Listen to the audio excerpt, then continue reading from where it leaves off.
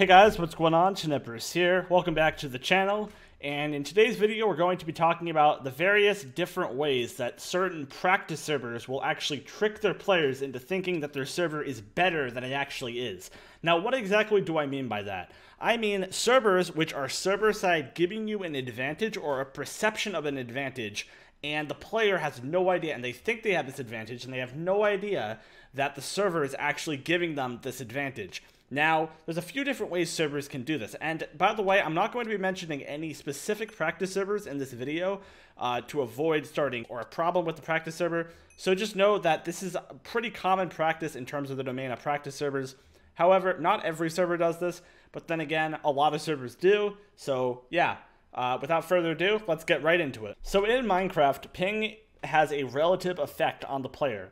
Now, if you have really high ping, everything seems to be delayed for you, so it's not really something which is an advantage for you, unless when you're talking about reach, because of course, as I've talked about previously, higher ping gives you more reach because you can move more in the time it would take for your hits to register than normal, which makes perfect sense if you think about it.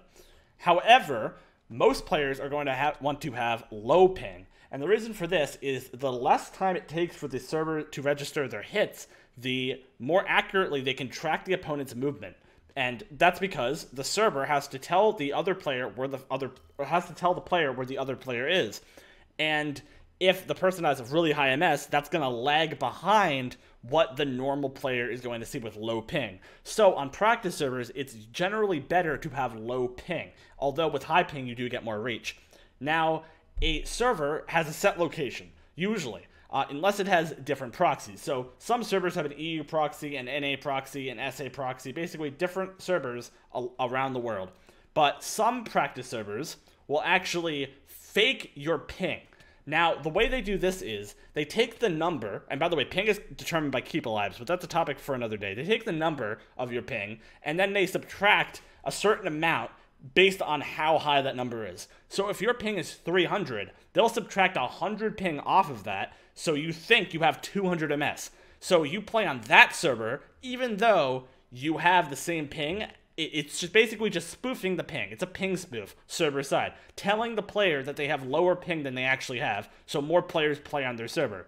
Now, pretty much the way this works is it just subtracts the number. So if you have 20 MS, it will subtract 5 MS from that. So it will take, let's say it takes 1/4 of the total MS that you have. So if you have 20 MS, it subtracts 5. If you have 100 MS, it subtracts 25. So you think you're getting way better connection than you actually are getting, so you're more likely to play on the server. That's one of the ways that practice servers are tricking you. So now let's get to the next way. So before we get into the next method, I'd just like to say that you can tell if a server is spoofing your ping by typing on the server IP and command prompt, ping the server IP, and seeing if it matches up to the ping that is displayed on the Minecraft menu. If it does not match up exactly or close to the same, then you'll know that the server is actually spoofing your ping. So yeah, always type ping and the server IP and command prompt to make sure that the server is not actually spoofing your ping. So anyway, let's get to the next one. As we've talked about on the channel before, the server actually controls your knockback. So what do I mean by that? I mean, the server sets what knockback values there are. So if you take, a certain amount of knockback on a certain server and less on another server, then that's because the server has the knockback set to a different value. However, what servers can also do is set specific knockback profiles for specific players. Now, this is extremely sly and sometimes hard to notice on lower settings. Now, what they could do is they, for example, could give donators a very, very slight knockback modification. So they take slightly less knockback. So people have an incentive to donate that's kind of subconscious, I guess you could say. So it's not explicit, like it won't show up in the, for example, the donation thing, because that goes against the EULA, but they could technically do that and make it so specific players will get less knockback than other players. They could also do it with famous players or YouTubers or anything like that, just by modifying the amount of knockback the server gives them depending on the IGN or rank the player has. Now, unfortunately, there's not much you can do about a server changing the player's knockback server side. There's not much you can do to tell, unfortunately, unlike the ping spoof. But anyway, yeah, let's get to the next one. Okay, so the third way that practice servers are tricking you is by giving all players WTap knockback. Now, as I've discussed on the channel before, links to those videos in the description, I talked about how if you attack someone, your sprinting is set to false, which basically means that every subsequent attack after the first attack, you'll do significantly less knockback to the opponent than you would have if you, for example, reset your sprint, S-tap, W-tap, block hit. All of those do the same.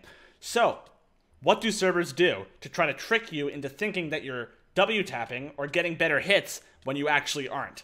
Well, what they do is they basically set that little section of code from this.setSprinting false to this.setSprinting true.